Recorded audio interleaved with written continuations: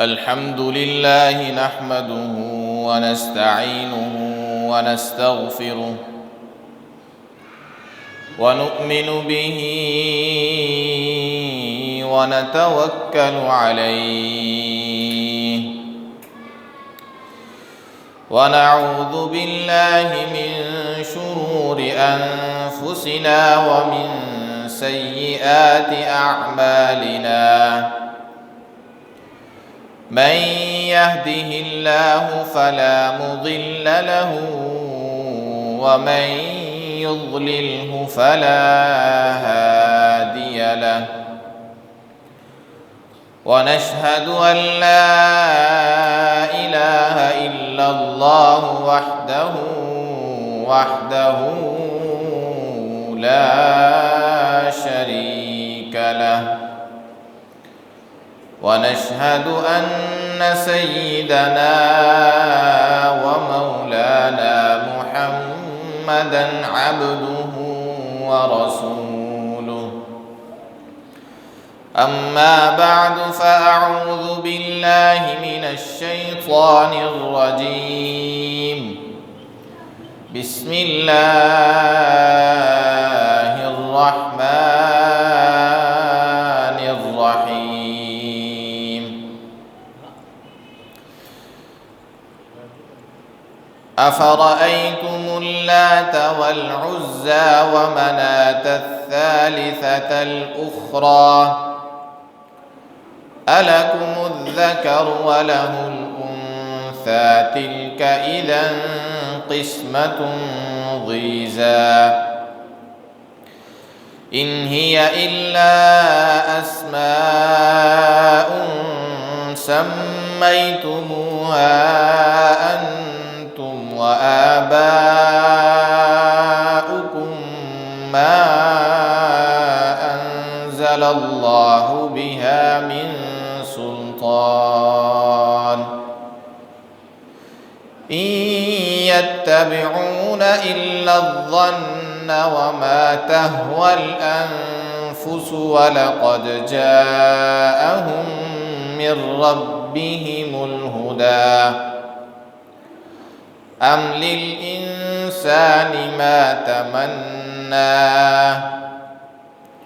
فلله الآخرة والأولى صدق الله العظيم وصدق رسوله النبي الكريم ونحن على ذلك لمن الشاهدين والشاكرين والحمد لله رب العالمين إن الله وملائكته يصلون على النبي يا أيها الذين آمنوا صلوا عليه وسلموا تسليما اللهم صل على محمد وعلى آل محمد كما صليت على إبراهيم وعلى آل إبراهيم إنك حميد مجيد اللهم بارك على محمد وعلى آل محمد كما باركت على إبراهيم وعلى آل إبراهيم إنك حميد مجيد رب اشرح لي صدري ويسر لي أمري واحلل عقدة من لساني يفقه قولي سبحان ربك رب العزة عما يصفون وسلام على المرسلين والحمد لله رب العالمين.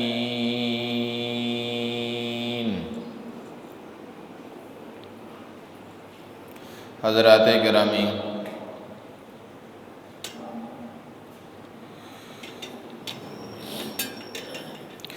گزشتہ جمعہ آپ حضرات کے سامنے ماہ شعبان کے بارے میں اور ماہ شعبان کے روزوں کے بارے میں اور بالخصوص ماہ شعبان کی 15ویں رات کے بارے میں کچھ باتیں عرض کر دی گئی تھیں۔ دراصل ہماری گفتگو کا سلسلہ اصل میں یہ چل رہا تھا کہ ہم واقعہ معراج آپ حضرات کے سامنے پیش کر رہے تھے۔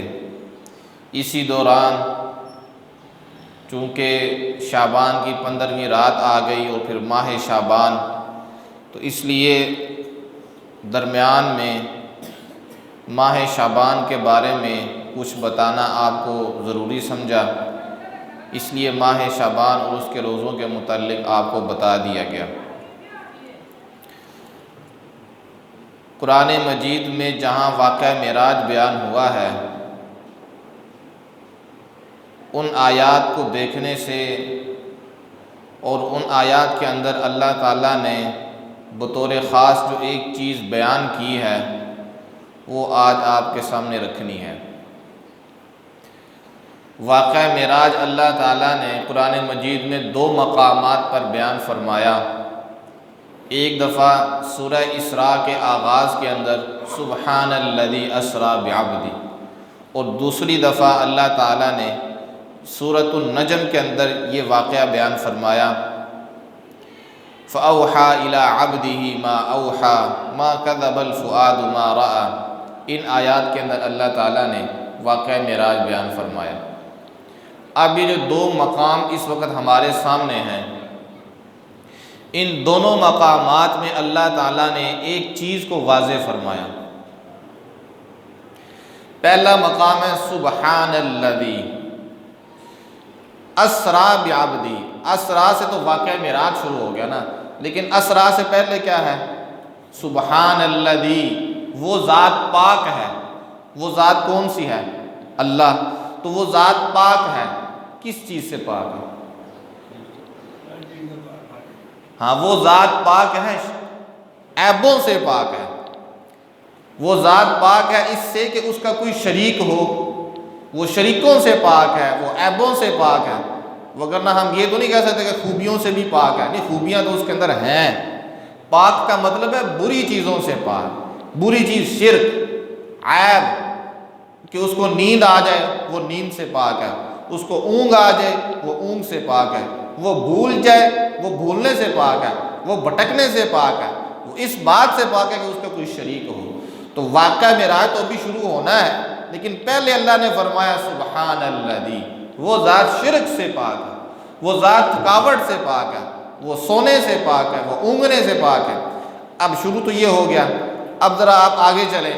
اسریٰ بعبدہ لیلا من المسجد الحرام الی المسجد الاقصی الذی بارکنا حولہ لنریہ من آیاتنا۔ یہ واقعہ معراج اللہ نے تھوڑا سا بیان کیا، تو لنریہ من آیاتنا تک واقعہ بیان کر کے آگے اللہ نے پھر فرمایا انہ هو السمیع البصیر، ہر ایک کی ہر وقت سننے والا بھی اللہ ہے اور ہر ایک کو ہر وقت دیکھنے والا بھی اللہ ہے۔ تو سبحان الذی اور انہ هو السمیع البصیر کے درمیان میں اللہ نے واقعہ بیان فرمایا کہ یہ بتانے کے لیے کرنے والی ذات اللہ کی ہے، سننے والی ذات اللہ کی ہے، دیکھنے والی ذات اللہ کی ہے، شریکوں سے پاک ذات اللہ کی ہے۔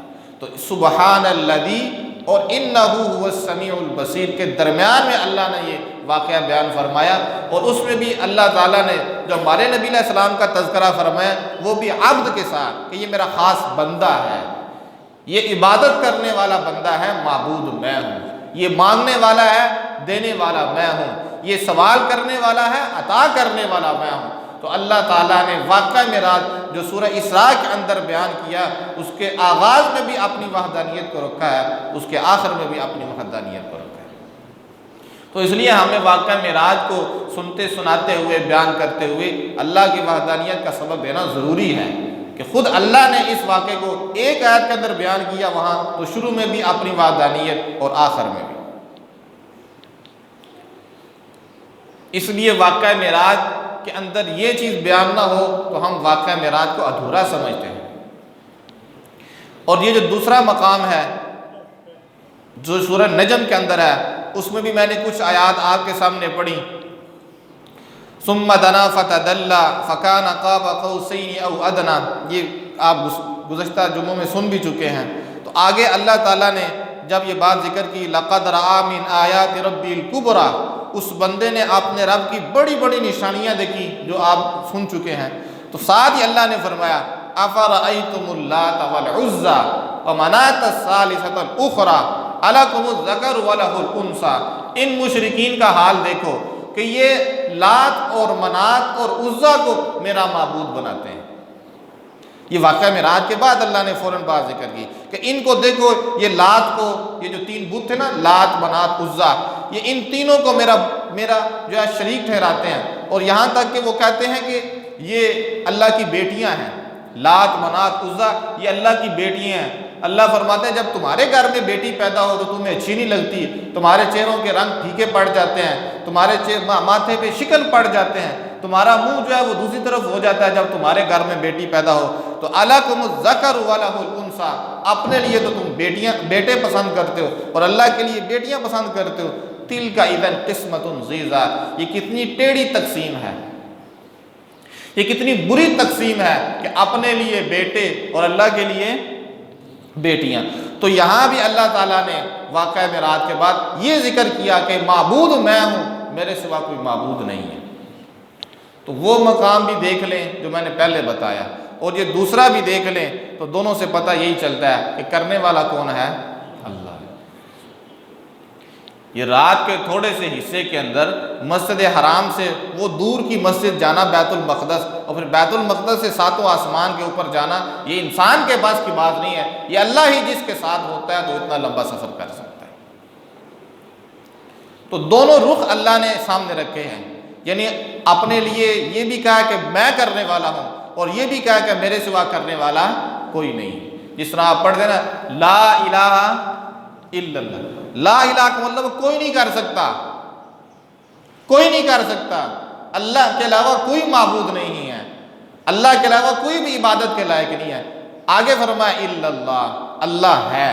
تو دونوں رخ ہوتے ہیں جس کو نفی اس بات کہتے ہیں کہ ایک اس میں نفی والا پہلو ہے، ایک اس بات والا پہلو ہے.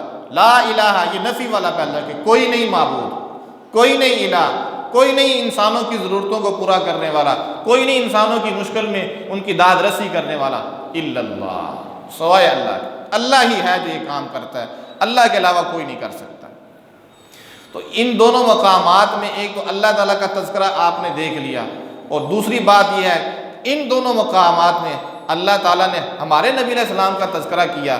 تو ہمارے نبی علیہ السلام کا تذکرہ کیا عبد کہہ کے، وہاں بھی فرمایا تھا اسرا بعبدہ، اللہ نے سیر کرائی اپنے خاص بندے کو. یہاں بھی فرمایا فاوحا الی عبدہ، اللہ نے وحی کی اپنے بندے کی طرف. اتنا بڑا واقعہ ہے. میں نے بتایا کہ نبی علیہ السلام کو جو بڑے بڑے معجزات تھے ان میں یہ بہت بڑا معجزہ واقعہ معراج. تو قرآن مجید میں 2 مرتبہ یہ بیان ہوا، دونوں مقام پہ اللہ تعالیٰ نے ہمارے نبی علیہ السلام کو عبد کہا. یہ عبد ہے. ہم بھی جب کلمہ پڑھتے ہیں کلمہ شہادت اشہد ان لا الہ الا اللہ وحدہ لا شریک لہ واشہد ان محمدا عبدہ ورسولہ، تاکہ کسی کو یہ غام نہ ہو کہ اتنا لمبا سفر یہ تو کوئی معبود ہی کر سکتا ہے. تو وہ معبود اللہ ہے، اللہ کے علاوہ کوئی معبود نہیں ہے.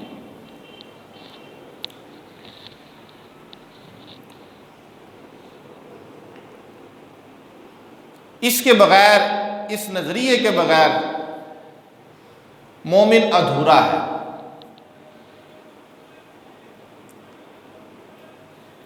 مومن کا ایمان تبھی کامل ہوتا ہے جب اس کا تعلق اپنے رب کے ساتھ ہوتا ہے. جو اپنی پریشانیوں کے اندر، حاجات اور مشکلات کے اندر اپنے اللہ کے ساتھ گڑ گڑاتا ہے، اللہ کے سامنے عاجزی اور انکساری کرتا ہے، یہ ایمان کا اعلیٰ درجہ ہوتا ہے. اور اگر انسان حالات کی وجہ سے ڈر جائے اور حالات سے پریشان ہو کے اور سہارے تلاش کرنے لگ جائے، یہ انسان کی کمزوری ایمان کی نشانی ہوتی ہے، اس کا ایمان پکا نہیں ہے، بزدل ہو گیا ہے، ڈر گیا ہے۔ قرآن مجید میں اللہ تعالیٰ کی وحدانیت کو علل اعلان اور ڈنکے کے ساتھ بیان کرنے والے جس نبی کا اللہ تعالیٰ نے وضاحت کے ساتھ تفصیل کے ساتھ تذکرہ کیا وہ حضرت ابراہیم خلیل اللہ ہے۔ قرآن مجید میں ہمارے نبی علیہ السلام کو یہ کہا گیا ہے کہ اے میرے نبی آپ ابراہیم کے طرز کی پیروی کریں، ان کے طرز کے اوپر، ان کی ملت کے اوپر چلیں۔ اور اللہ تعالیٰ نے ہم سب کو یہ کہا ہے کہ تمہارے لیے تمہارے نبی حضرت محمد مصطفیٰ صلی اللہ علیہ وسلم کی زندگی بہترین نمونہ ہے، کہا ہے نا اسوہ حسنہ ہے، ہمارے نبی علیہ السلام کی زندگی امت کے لیے اسوہ حسنہ ہے۔ لیکن اللہ تعالیٰ نے قرآن مجید میں نبی علیہ السلام کو کہا ہے کہ اے پیغمبر اور آپ کی امت تمہارے لیے بہترین نمونہ حضرت ابراہیم ہے، یہ بہترین نمونہ ہے۔ قد کانت لکم اسوۃ حسنۃ فی ابراہیم، تمہارے لیے ابراہیم بہترین نمونہ ہے، اس لیے کہ اس نے کہا تھا انا براء منکم ومما تعبدون من دون اللہ، نہ تم اپنی مشرک قوم سے یہ کہا تھا کہ تمہارے ساتھ بھی میرا کوئی تعلق نہیں، تمہارے معبودوں کے ساتھ بھی میرا کوئی تعلق نہیں۔ وَبَدَا بَيْنَنَا وَبَيْنَكُمُ الْعَدَاوَةُ، تمہارے اور میرے درمیان دشمنی ہے، ہم کبھی اکٹھے نہیں رہ سکتے۔ ہاں یہ ہے کہ تم مان جاؤ، جس طرح میں اللہ کو مانتا ہوں تم مان جاؤ، تو پھر میرے اور تمہارے درمیان دوستی ہوگی، وگرنہ میرے اور تمہارے درمیان عداوت ہے، کبھی یہ عداوت ختم نہیں ہو سکتی۔ اس کو اللہ فرماتے ہیں یہ ہے تمہارے لیے نمونہ، یہ ہے تمہارے لیے نمونہ۔ قرآن مجید میں اللہ تعالیٰ نے حضرت ابراہیم علیہ السلام کا تذکرہ فرمایا تو حضرت ابراہیم علیہ السلام نے اپنی قوم سے یہ کہا کہ یہ جو تم اللہ کے علاوہ اوروں کی عبادت کر رہے ہو نا، یہ تم اپنی یاریاں نبھا رہے ہو، وہ کر رہا ہے تو تم بھی کر رہے ہو، تمہارا بھائی کر رہا ہے تو تم بھی ساتھ ہی کر رہے ہو، کسی کا والد کر رہا ہے تو وہ بھی بیٹا بھی ساتھ کر رہا ہے، وگرنہ تمہارے پاس دلیل کوئی نہیں ہے اللہ کے علاوہ اوروں کو پکارنے کی، یہ تم آپس کی محبت ہے، تمہاری آپس کی رشتہ داریاں ہیں کہ تم اللہ کے علاوہ اوروں کی عبادت کر رہے ہو۔ جب قیامت کا دن ہوگا یہی تمہاری محبتیں نفرت کے اندر بدل جائے گی، تم ایک دوسرے کے اوپر لعنتیں کرو گے، تم ایک دوسرے کو برا بھلا کہو گے۔ اور یہ بات یاد رکھو، جن جن کی تم عبادت کرتے ہو اللہ کے سوا، ان الذین تعبدون من دون اللہ لا یملکون لکم رزقا، جن جن کو تم اللہ کے علاوہ پکارتے ہو وہ تمہاری روزی کے مالک نہیں ہیں، وہ تمہیں روزی نہیں دے سکتے، تو کون دے سکتا ہے؟ تو فرمایا فابتغوا عند اللہ الرزق واعبدوہ واشکروا لہ، اللہ سے روزی تلاش کرو، اس کی عبادت کرو اور اس کا شکر ادا کرو، الیہ ترجعون، اس لیے کہ تم نے لوٹ کے تو اس کی طرف جانا ہے۔ ہم نے اپنی زندگی کا حساب کس کو دینا ہے؟ اللہ کو دینا ہے، تو ہم اوروں کے سامنے کیسے جھک سکتے ہیں؟ جب ہم نے حساب ہی اللہ کو دینا ہے تو ہم اوروں کے سامنے کیسے جھک سکتے ہیں؟ جب ہم نے حساب اللہ کو دینا ہے، اللہ کی بارگاہ میں پیش ہونا ہے، تو اور کوئی عبادت کے لائق کیسے ہو سکتا ہے؟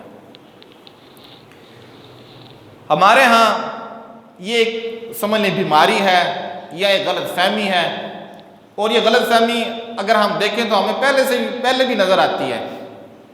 نبی علیہ السلام کے زمانے میں بھی جو اللہ تعالیٰ کی وحدانیت کی بات کرتا تھا، جیسے خود نبی علیہ السلام کرتے تھے، تو اس وقت جو لوگ نبی علیہ السلام کی بات نہیں مانتے تھے تو وہ نبی علیہ السلام کو اور نبی علیہ السلام کے ماننے والوں کو کہتے تھے یہ صابی ہو گئے ہیں، یہ بے دین ہو گئے ہیں۔ صابی ایک برا لقب دیا جاتا تھا، وہ نبی علیہ السلام کو بھی کہتے یہ صابی ہیں، نبی علیہ السلام کے ماننے والے صحابہ کرام رضی اللہ تعالیٰ عنہ اجمعین ان کو بھی کہتے یہ صابی ہیں، یہ بے دین ہو گئے ہیں، ان کی الگ ہی باتیں ہیں، یہ بے دین ہو گئے، صابی کہتے تھے نبی علیہ السلام۔ اور آج بھی اگر آپ دیکھ لیں کہ جو لوگ اللہ تعالیٰ کی وحدانیت کی بات کرتے ہیں اور لوگوں کو اللہ تعالیٰ کی طرف بلاتے ہیں، وہ یہ کہتے ہیں کہ بھائی روزی کا مالک اللہ ہے، حاجات اور مشکلات میں انسانوں کی ضرورتیں پوری کرنے والا اور انسانوں کے دکھ دور کرنے والا اللہ ہے، تو جو آدمی یہ بات کرتا ہے آج بھی لوگ اس کو کچھ کہتے ہیں کہ نہیں؟ کیوں نہیں گزارتے؟ کیا کہتے ہیں؟ وابی۔ اس زمانے میں کہتے تھے صابی، اور آج کیا کہتے ہیں؟ آج وابی۔ وابی کیا ہے کہ ساری بات کا بیڑا غرق کر دیتے ہیں، یہ وابی ہے۔ اس زمانے میں صابی کہتے تھے اور آج کیا کہتے ہیں؟ وابی۔ اور اس کو اتنا برا لفظ بنا دیا کہ جب آپ کسی کے بارے میں کہہ دیں کہ یہ وابی ہے، اب طے ہو گیا اس کی تو بات سننی ہی نہیں ہے نا۔ کہ اب تھوڑا سا یہ کام ڈھیلا ہے، وگرنہ آج سے آپ 50 سال یا 100 سال پہلے چلے جائیں یہ گالی سمجھی جاتی تھی، اتنا برا لفظ ہو گیا تھا۔ تو اب بھی لوگ کہتے ہیں یہ وہابی ہے جی، چھوڑ دو اس کی، بھائی یہ تو ہے ہی وہابی، انہوں نے گل کی کر دیں۔ ایسی بات نہیں ہے، یہ بس یہ سمجھیں کہ ایک اچھے انداز سے برا کہنے کا ایک لفظ ہے، ایک بڑے اچھے طریقے سے۔ یا آج کل لوگ تھوڑا سا اور کیا نام ہے نئے ہو گئے، تو آج کل کہتے ہیں بد مذہب، بد مذہب بھی کبھی کبھی کہتے ہیں یہ بد مذہب ہے، ان کی بات نہیں سننی، یا وہ کہتے ہیں یہ وہابی ہیں۔ حالانکہ اتنی عجیب بات ہے، میں نے شاید پہلے بھی کہا ہو کہ یہ وہاب اللہ تعالیٰ کا ایک ناموں میں سے ایک نام ہے، اللہ تعالیٰ کے جو صفاتی نام ہیں ان میں سے ایک نام ہے۔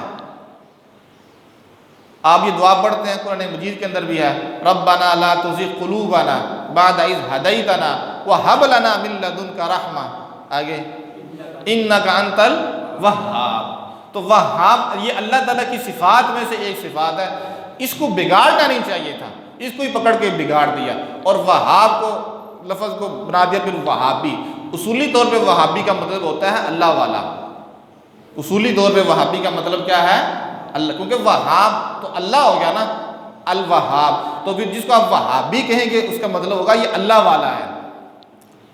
بالکل آسان الفاظ میں، جیسے کہ ہمارے ہاں لاہور شہر ہے تو آپ کسی کو کہیں لاہوری، تو مطلب یہ ہوگا نا لاہور والا۔ تو اسی طرح الوہاب یہ اللہ کے ناموں میں سے ایک نام ہے، تو آپ کسی کو کہ وہابی، تو اس کا جو اصل مطلب ہے وہ یہی ہے کہ اللہ والا۔ اور اس میں بھی لوگوں نے، آپ بڑا حیران ہوں گے یہ سن کے، اصل میں یہ ایک آدمی پیدا ہوا تھا حجاز کے اندر، سعودی عرب کے اندر، ان کا نام تھا محمد بن عبد الوہاب۔ انہوں نے پھر یہ اس وقت جو لوگوں کے اندر رسومات تھیں، بدعات تھیں لوگوں کے اندر نا اس زمانے میں، تو انہوں نے اس کے خلاف کام کیا، کافی کام کیا انہوں نے۔ محمد بن عبد الوہاب ان کا نام تھا۔ تو ہمارے اس بر صغیر میں بھی کئی لوگ تھے پھر جو ان کی باتوں کو ٹھیک سمجھتے تھے، تو جو ان کی بات کو ٹھیک سمجھتا تھا تو ان کا نام تھا محمد بن عبد الوہاب۔ تو پھر وہ چونکہ ان کے والد کا نام تھا نا عبد الوہاب، تو پھر اسی سے جو بھی پھر ان کی بات کو مانتا اسے کیا کہتے تھے؟ وہاب۔ حالانکہ اگر اصولی طور پہ دیکھا جائے نا کہ ایسے مقام پہ ان کو چاہیے تھا کہ وہ محمد لفظ استعمال کرتے، کیونکہ عبد الوہاب تو اس بندے کے والد کا نام تھا، اس بندے کا اپنا نام تو کیا تھا؟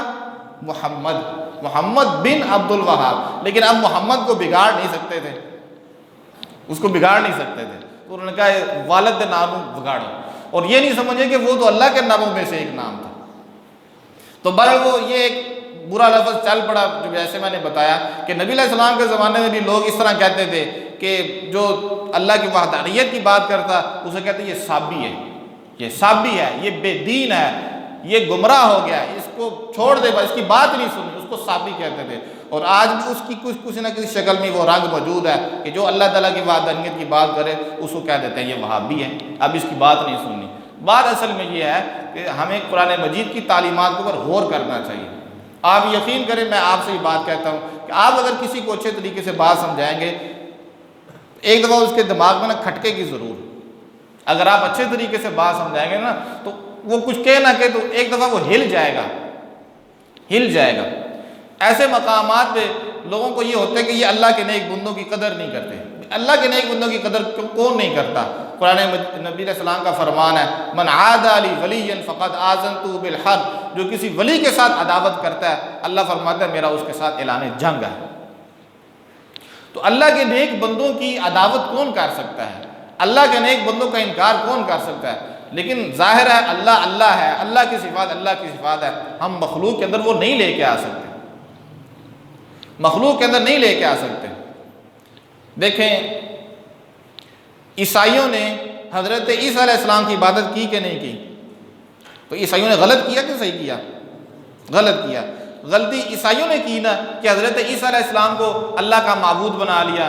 کسی نے کہا کہ عیسیٰ علیہ السلام اللہ کے بیٹے ہیں، کسی نے کہا عیسیٰ اللہ ہی ہے، یہاں تک کہہ دیا، اللہ کا بیٹا بھی کہا، اللہ ہی ہے یہ بھی کہہ دیا۔ قرآن مجید کے اندر یہ مذکور ہے، اللہ نے فرمایا جس نے کہا اللہ کا بیٹا ہے وہ بھی کافر ہے، جنہوں نے یہ کہا کہ عیسیٰ اللہ ہی ہے وہ بھی کافر ہے۔ اور ساتھ اللہ نے پھر یہ جو عیسائیوں نے اتنی بڑی غلطی کی، اللہ نے ان کو سمجھانے کے لیے کہا کہ اے عیسائیوں مجھے بتاؤ، اگر میں عیسیٰ کو اور ان کی والدہ کو ہلاک کر دوں تو کون ہے جو بچا سکے؟ اگر میں عیسیٰ کو اور ان کی والدہ کو ہلاک کر دوں اور جتنے بھی زمین کے اندر ہیں سارے کے سارے میں ہلاک کر دوں تو کون ہے جو بچے؟ لگاؤ میرے سامنے۔ اللہ فرماتے ہیں لاؤ میرے سامنے۔ قل فمن يملك من الله شيئا ان اراد ان يهلك المسيح ابن مريم وامه ومن في الارض جميعا، کون بچا سکتا ہے اور کون میرا مقابلہ کر سکتا ہے اگر میں اللہ یہ ارادہ کر لوں کہ میں عیسیٰ کو اور ان کی والدہ کو اور جتنے بھی زمین کے اندر چلنے پھرنے والے ہیں میں سب کو ہلاک کر دوں تو کون میرے سامنے آئے گا؟ کسی کی جرت ہے؟ تو پھر ہم اللہ کے علاوہ کسی کو کیوں سہارا بناتے ہیں؟ اللہ کے علاوہ ہم کسی کی عبادت کیوں کرتے ہیں؟ وَلِلَّهِ مُلْكُ السَّمَاوَاتِ وَالْأَرْضِ، اللہ ہی بادشاہ ہے، اسی نے پیدا کیا ہے، وہی کھلا رہا ہے، وہی پلا رہا ہے اور وہی اس نظام کو چلا رہا ہے۔ اللہ کے نیک بندوں کی بات تو بالکل الگ ہے، ہم ان کو وہ صفات نہیں دے سکتے جو اللہ تعالیٰ کی صفات ہیں۔ حضور اکرم صلی اللہ علیہ وسلم کے بارے میں آپ نے واقعہ سنا ہوگا کہ جب اللہ تعالیٰ نے ہمارے نبی علیہ السلام کو خیبر کی فتح عطا فرمائی اور حضرت علی رضی اللہ تعالیٰ نے ایک بڑا کردار اس خیبر کی فتح کے اندر ادا کیا، تو اس دوران اس جنگ کے ختم ہونے کے بعد نبی صلی اللہ علیہ وسلم کی ایک یہودیہ عورت نے دعوت کی، یہودیہ عورت نے دعوت کی اور گوشت کھلایا، گوشت پکایا آپ کے لیے، غالباً وہ دستی کا گوشت تھا اور دستی کا گوشت نبی علیہ السلام کو پسند بھی تھا۔ اس سے ایک بات تو یہ بھی معلوم ہوگی کہ یہودی کی دعوت قبول کی جا سکتی ہے، یہودیوں کے، کیونکہ یہودی اہل کتاب ہیں، وہ تورات کو ماننے والے ہیں، تو جو تورات کے ماننے والے ہوں یا کسی بھی آسمانی کتاب کو ماننے والے ہوں ان کی دعوت قبول کی جا سکتی ہے، ان کے ساتھ معاملات کیے جا سکتے ہیں۔ تو نبی علیہ السلام نے اس یہودی عورت کی دعوت کو قبول کیا اور پھر اس کا ذبح کیا ہوا گوشت بھی کھایا۔ ظاہرہ اس نے جو گوشت دیا تو خود ہی ذبح کیا ہوگا یا کسی سے کروایا ہوگا، تو یہودیوں کا ذبح کیا ہوا جانور بھی حلال ہے، اگر وہ اللہ کا نام لیں تو ان کا ذبح کیا ہوا جانور حلال ہے۔ وَطَعَامُ الَّذِينَ أُوتُوا الْكِتَابَ حِلٌّ لَّكُمْ وَطَعَامُكُمْ حِلٌّ لَّهُمْ، تمہارا ذبیحہ ان کے لیے حلال ہے، ان کا ذبیحہ تمہارے لیے حلال ہے، تمہارے کھانے ان کے لیے حلال ہیں، ان کے کھانے تمہارے لیے حلال ہیں۔ تو نبی علیہ السلام نے دعوت قبول کی، اس نے آپ کو دستی کا گوشت پیش فرمایا اور اندر زہر ملا کے دیا۔ کیا کیا؟ زہر ملا کے دیا۔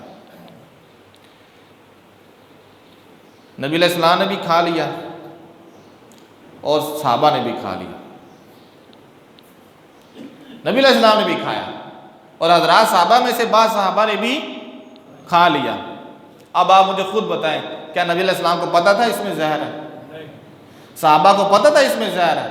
اگر کوئی آدمی یہ کہہ دے کہ پتہ تھا زہر ہے اور پھر کھا لیا، یہ تو کفر ہے۔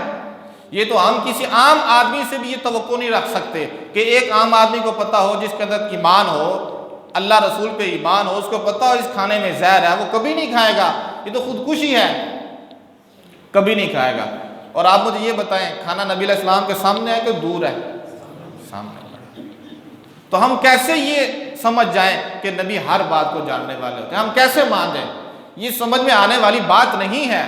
کیسے مان جائیں ہم کہ نبی ہر بات کو جاننے والے ہوتے ہیں؟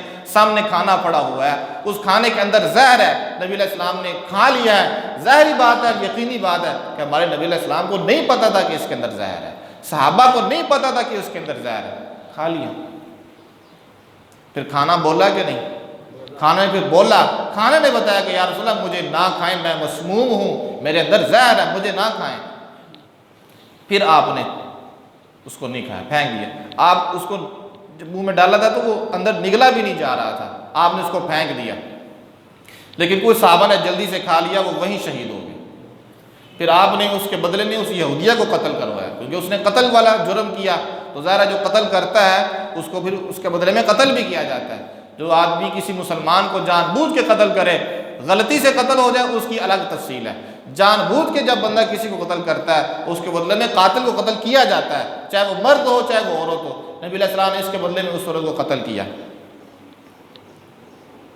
اب آپ مجھے بتائیں، آپ کے اندر یہ ہمت ہے، میرے اندر تو نہیں ہے، ہم یہ کہہ سکتے ہیں کہ نبی علیہ السلام کو ہر بات کا علم ہے؟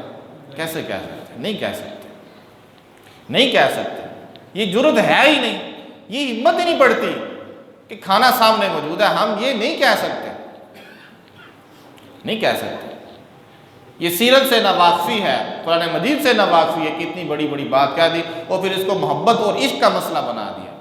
اس کا تعلق محبت اور عشق کے ساتھ نہیں ہے، یعنی کہ اگر یہ مشہور کر دیا گیا کہ جو نبی علیہ السلام کو عالم الغیب نہیں مانتے وہ نبی علیہ السلام کے عاشق ہی نہیں ہیں، یہ مشہور کر دیا، یعنی آپ نے ایک غلط بات کو پھر عشق و محبت کا نام دے دیا، اور پھر طرح طرح کے القابات، جیسے میں نے بتایا کہ وہابی، جیسے پہلے صابی کسی زمانے میں نبی علیہ السلام کے زمانے میں تھا، آج وہابی بنا دیا۔ تو یہ ہمارے اپنے غلط عقائد ہیں، پھر ہماری اوپر ہٹ درمی ہے، پھر اس کے اوپر ہم نے برے برے القابات لوگوں کو دے کے اہل حق سے متنفر کیا ہے۔ لیکن اللہ تو دیکھ رہا ہے، اللہ تو دیکھ رہا ہے، اللہ قیامت کے دن ضرور فیصلہ فرمائے گا۔ ہمیں کسی کے دین کے ساتھ کھیلنے کی اجازت نہیں ہے کہ ہم لوگوں کے دین کے ساتھ کھیلنے لگ جائیں، نہیں، لوگوں کو ہر حال میں صحیح بات بتانی ہوگی۔ اور آپ یہ بات ذہن میں رکھیں، آپ سنتے ہیں کہ قیامت قائم ہوگی، کہ قیامت قائم ہوگی، حساب کتاب ہوگا، ترازو آئے گا، میزان آئے گا، اچھے برے اعمال کا حساب ہوگا کہ نہیں ہوگا؟ لیکن میرے بھائیو یہ بات یاد رکھیں، یہ تو ہوگا، آپ سمجھیں قیامت ابھی قائم ہے، ابھی قائم ہے، یہ زندگی ہے جس کا حساب ہوگا۔ قیامت جب قائم ہوگی اس وقت تو نتیجہ بتایا جائے گا کہ بھائی تم نے یہ کیا ہے، حساب ابھی ہو رہا ہے، ابھی قیامت قائم ہے، ابھی سب کچھ لکھا جا رہا ہے۔ جو آپ ہم زندگی گزاریں یہ سمجھیں قیامت قائم ہے، یہی زندگی بعد میں ہمیں نتیجہ دے گی۔ قیامت کے دن تو اللہ نے صرف یہ بتانا ہے، ہاں بھائی تم اچھوں میں ہو، جاؤ جنت کے اندر، تم بروں کے اندر ہو، جاؤ جہنم کے اندر۔ اللہ ہماری حفاظت فرمائے۔ قیامت تو اب قائم ہے، یہ زندگی ہے جس کا ہم نے اللہ کی بارگاہ میں حساب دینا۔ اس وقت تو اعلان ہونا ہے، بس اس وقت تو نتیجہ ہونا ہے۔ جس طرح ایک رزلٹ کا دن ہوتا ہے، ایک تیاری کا دن ہوتا ہے، رزلٹ میں تو رزلٹ ہوتا ہے نا، اس میں تو بس نتیجہ سنایا جاتا ہے، اس کے اتنے نمبر ہیں، اس کے اتنے نمبر ہیں۔ اصل تو وہ ہوتا ہے کہ جب وہ تیاری کی جاتی ہے، اصل تو وہ چیز ہوتی ہے۔ یہ زندگی تیاری کی ہے، ہم کسی کے دین کے ساتھ نہیں کھیل سکتے۔ آپ بھی اس بات کو خیال رکھیں کہ ہم اپنی زندگی کے اندر اچھے اعمال کریں، برے اعمال لیں گے تو وہ پھر اللہ کی بارگاہ میں صرف فیصلہ سنا دیا جائے گا۔ یہ اصل زندگی ہے، یہ ہے، یہاں ہم نے سارا کچھ کرنا ہے، اچھائی برائی جہاں کرنی ہے، آخرت میں صرف اللہ نے فیصلہ سنانا ہے۔ اس لیے اللہ فرماتے ہیں ان ربک یفصل بینہم یوم القیامہ فیما کانوا فیہ یختلفون۔ لوگ جن کاموں کے اندر جھگڑتے ہیں ہم ان کا فیصلہ قیامت کے دن کریں گے، کہ جو ہماری بات کے مطابق چل رہے ہوں گے ہم ان کو جنت کے اندر بھیج دیں گے، جو ہمارے خلاف ہوں گے ہم ان کو جہنم کے اندر بھیج دیں گے۔ حق اور باطل کا، صحیح اور غلط کا فیصلہ ہو چکا ہے، ہم نے اس کو بس اپنانا ہے، آج ہم نے اپنانا ہے۔ تو عرض میں یہ کر رہا تھا کہ واقعہ معراج قرآن مجید میں دو مقامات پہ اللہ نے بیان کیا، اور دونوں مقامات میں اللہ تعالیٰ نے اپنی وحدانیت کا تذکرہ کیا۔ سبحان الذی اسریٰ بعبدہ لیلا من المسجد الحرام، اسریٰ بعبدہ میں واقعہ معراج بیان ہوا ہے، لیکن پہلے اللہ نے فرمایا سبحان الذی، میں شریکوں سے پاک ہوں، میں عیبوں سے پاک ہوں، میں سونے سے پاک ہوں، میں اونگنے سے پاک ہوں، میں تھکاوٹ سے پاک ہوں، میں بھول جانے سے پاک ہوں، میں بھٹکنے سے پاک ہوں۔ شروع میں یہ فرمایا، اور جب واقعہ معراج مکمل فرمایا تو فرمایا انہ هو السمیع البصیر، ہر ایک کی ہر وقت سننے والا بھی اللہ ہے اور ہر ایک کو ہر وقت دیکھنے والا بھی اللہ ہے۔ اور دوسرے مقامات میں جہاں سورہ نجم جو میں نے پڑھی جس میں اللہ نے واقعہ معراج بیان فرمایا، واقعہ معراج بیان کرنے کے بعد اللہ نے فرمایا الکم الذکر ولہ الانثی افرأیتم اللات والعزی ومناۃ الثالثۃ الاخری، تم نے اللہ کے علاوہ اور بت بنا لیے، اللہ کے علاوہ تم نے اوروں کو معبود بنا لیا، یہ تم نے بہت ناانصافی کی ہے۔ تلک اذا قسمۃ ضیزیٰ، یہ تم نے بڑی ٹیڑھی تقسیم کی ہے، عبادت اللہ کا حق تھا تم نے اوروں میں تقسیم کر دیا، عبادت صرف اللہ کی ہونی چاہیے تھی تم نے اوروں کے اندر تقسیم کر دیا، اللہ کے علاوہ اوروں کو معبود بنا لیا۔ تو یہاں بھی اللہ نے واقعہ معراج بیان کیا، ساتھ اپنی وحدانیت۔ سورہ اسراء جیسے میں نے بتایا سبحان الذی اسریٰ بعبدہ، وہاں بھی واقعہ معراج بیان کیا، تو شروع میں بھی اور آخر میں بھی اپنی وحدانیت کو بیان کیا۔ یہ ہے وہ نظریہ جس کے بغیر انسان کا ایمان ادھورا ہے۔ جو بندہ شرک کے اوپر مرتا ہے اللہ فرماتے ہیں میں شرک کو کبھی معاف نہیں کروں گا، جو بندہ شرک کرتے کرتے مر جاتا ہے اللہ نے اس کے اوپر جنت کو حرام کر دیا، اس کا ٹھکانہ جہنم ہے۔ وما للظالمین من انصار، اور ایسے ظالموں کے لیے کوئی مددگار نہیں ہے، کوئی بھی اللہ بچا نہیں سکے، کوئی بھی بچا نہیں سکے گا۔ آخر میں آپ کو ایک حدیث سنا دیتا ہوں، میں نے یہ پہلے بھی سنائی تھی لیکن پھر سنا دیتا ہوں۔ نبی علیہ السلام نے ارشاد فرمایا اللہ تعالیٰ نے ہر نبی کے لیے ایک ایسی دعا رکھی ہے جو اللہ ضرور قبول فرمائے گا۔